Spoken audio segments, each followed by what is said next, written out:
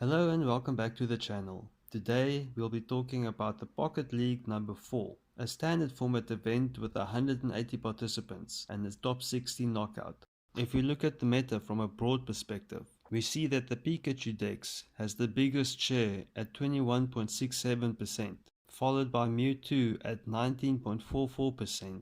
And if you take all the Articuno, Greninja and Starmie decks together, they add up to about 19%.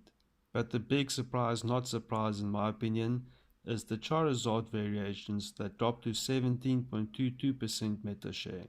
When we break this down, it's still Mewtwo in first with at 19.44% meta, but only a 46.73% win rate. In second place, we have the Pika Zebra Strike deck at 11.11% meta and a healthy 58.33% win rate. Third was the Articuno Greninja deck at 10.56% meta and a 48.21% win rate. Coming in only at fourth was the Charizard Arcanine deck at 10% meta, but only a 41.94% win rate. And just behind that in fifth was the Charizard Moltres at 7.22% meta, but at least a 53.85% win rate. This quick shift in meta is expected from the event that just released, that was gonna add a lot of Greninjas into the format just as the fire decks were kicking off. With the fire decks rotating out and the water decks taking over now by the looks of it, I feel getting ahead of the meta, going back to Pikachu is the way to go. On the win rate side of things, there was only one deck that really stood out to me. It was a Wigglytuff Arbok deck at 61.11% win rate over 3 decks. It did solid against both Charizard, Moltres and the Mewtwo decks, and its best finish was 7th overall.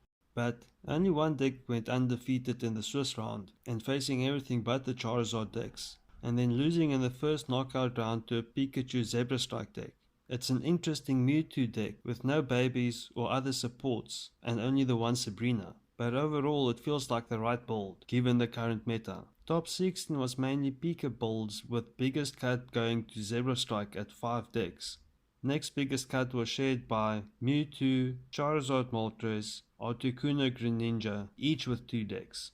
The overall winner though only got 6-2 in the Swiss and was Albert Albar, using a Pika Zebra Strike deck and the most meta Pika build out there. In my opinion, this is what every Pika deck aims to be.